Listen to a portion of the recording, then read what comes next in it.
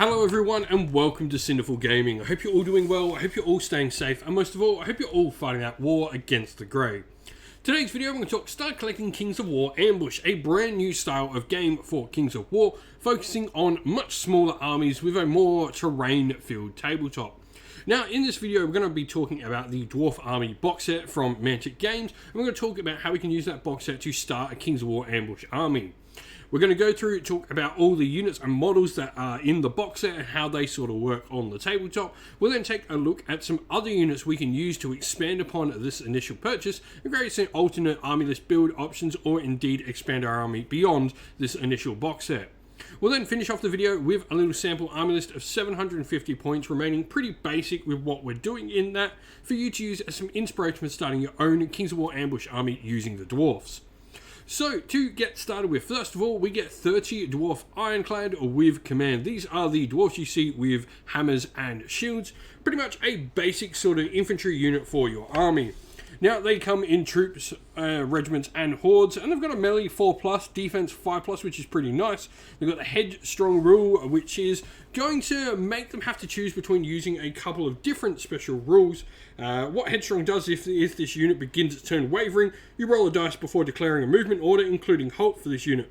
On a 3+, it shrugs off the effects of wavering and is now disordered instead, and adjusts any counters on the unit as required. So it can stop wavering and become disordered instead. But also, we've got the ability as well, just a nice solid defensive unit here. Now, we don't have 20 Dwarf Shield Breakers. These are a much more offensive unit with Crushing Strength 1 and Headstrong once again. You're going to have melee 3+ and defense 4+. So they do drop down on their defense a little bit, get a little bit better in the offensive part of the army. Now, these are pretty much the main sort of stay. We're then going to have units of the Iron Watch rifles and crossbows. These are two different shooting units we have available to the dwarves. So we can take these in troops or regiments in the ambush style game. Now, the crossbows are going to have 24-inch piercing 1 pot shot, while the rifles are 24-inch piercing 2 pot shot. And the rifles are a little bit more expensive to take. They're both otherwise got the same sort of range of 5+ to hit, which is pretty, average, but some good, solid, powerful weapons with those piercing rules. We then also get a war machine in this box set in the Iron Belcher Cannon or Organ Gun. Now, the cannon is much more sort of one shot or less shots, more damaging, with 48-inch blast, D3+1, ignores concealed piercing 3, reload and shattering, and can also grape shot when they're closer. Or the Iron Belcher Organ Gun has 24-inch range piercing 2 with 12 attacks over the 2 of the Iron Belcher Cannon. So, you're giving up, the power of the shot, but the Organ Gun puts out a ton more firepower. Lastly, we have a Dwarf King or Dwarf Lord model. This is a infantry style hero. Now, the Dwarf Lords have 5 attacks with melee 3+ and defense of 6+, which is pretty nice. Crushing Strength 1, Headstrong like all dwarves, Individual, Inspiring, and the Mighty special rules.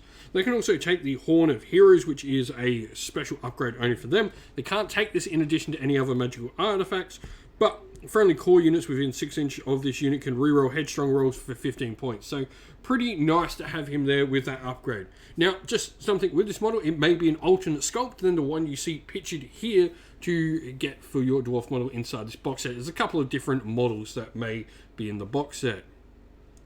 But looking at where we can go next, and certainly I think my first option would be thinking about what units you maybe want to bring to the table. Now, the Bulwarkers are a box set of your Ironclad, and they have an upgrade sprue in there for the spears and the tower shields you see pictured here.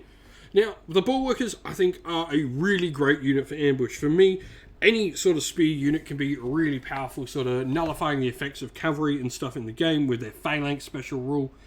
This stops, a bunch of cavalry-specific, normally rules affecting them or affecting them as much. They're pretty good too with the melee 4+ and defense 5+, though they are, sufficiently more expensive than, say, their Ironclad counterparts. On to units that are otherwise different, Berserks are, I think, a really fun unit to bring into your Dwarf army. Berserker Infantry have melee 4+, defense 4+, but they are packing out 15 attacks on a troop and 20 on a regiment. They have the Slayer melee D6 rule and the Vicious and Wild Charge D3 rules in top. Also have Vengeance, while countercharging this unit has a Crushing Strength +1 blow as well. So they're really, really offensive. They're sort of losing a little bit of that dwarven defense rule they've got, but they're still defense 4+. So this is similar to shield breakers, but they're putting out a ton more attacks. Maybe without the straight up brute force of the shield breakers, but they are putting out, a lot more attacks. Now, on the note of Berserks, we also have Berserk Brock Riders, which are a cavalry unit. I think cavalry for dwarfs is something that is so underused in fantasy games. I love it. But the Berserk Brock Riders are your Berserk, so they're going to, have a few attacks there. Now, they're going to have Thunderous Charge 1 and Vicious Melee, so some pretty cool, solid rules for a cavalry unit to have. They're going to pack out 13 attacks in a troop or 26 in a regiment. And lastly, a heavy infantry unit, the Earth Elementals. I think these add a great sort of alternate look to your dwarf army, bringing in, something that looks a little bit different and gives you a little bit something different to paint. This can be really cool painted up. I've seen some amazing paint schemes on these models. Now, the Earth Elementals, like I said, are larger infantry. They've got a melee 4+, defense 6+, 9 attacks for a regiment, or 18 for a horde, though we can't take any hordes in ambush. Now, they do have the brutal special rule, along with Crossing Strength 1, Pathfinder, and Shambling as well. So some really cool rule. Pathfinder in particular is going to be really cool to allow them to get some movement penalties and not be hindered by different types of terrain on the battlefield. And so here we have our sample army for the dwarfs. What's great about this army is that it is just going to be the original core box, the dwarf army box, and nothing else. 750 points straight from the get-go. You're not going to have to spend anything extra to get, an army for ambush right on the tabletop. And what's cool is there's actually a couple of different ways you could build this box up and play with it. We'll talk about that at the end. So, dwarfs, obviously, for our army, and then we've got a unit of Ironclad with the magical artifact Liliana's Tear. This is a really cool artifact. It's going to allow our unit to ignore dread, shattering, and brutal special rules when enemies are targeting them. And then we have the shield breakers in there as well, and they've also got a magical artifact for Sir Jesse's Boots of Striding, which is a once per game ability that's going to give them the Pathfinder rule in top of the Strider rule as well, really helping this unit and our big damage dealer get to where it wants to be. Now, we've then got a troop of Ironclads. They're going to be great for sort of closing off lanes on the battlefield. Same with the Ironwatch crossbows and Ironwatch rifles, all of which are going to be good lane closers off, enabling, our Ironclad big regiment to stay protected, and also our shield breakers to get into the fights they want to get into.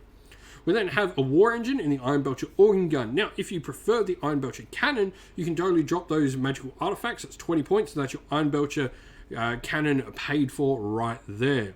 You could also, on your Dwarf Lord, he's got the Horn of Heroes, which I think is a really important upgrade to have for the army. But if you maybe like the artifacts on the shield breakers, allowing them to get that extra movement, you could totally drop the Horn of Heroes and Liliana's Tears. That's another 20 points freed up to get you that cannon as well. So there's a few ways you could play around with if you want to get the cannon into the list. You could also certainly drop down, the rifles down into more crossbows, which are a cheaper option as well. But this is a 750 point force on the nose, 5 regiments and troops with 2 unlocked units being the War Engine and the Hero in the army. If you've been playing with dwarfs in Kings of War, let us know how you've been going and what you would do down in the comments below. And so that is the end of the video. We hope you all enjoyed it. If you did, please don't forget to leave a like and subscribe to the channel. If you haven't already, come and join our Discord and join in the conversation there. We chat all things wargaming and other things besides as well.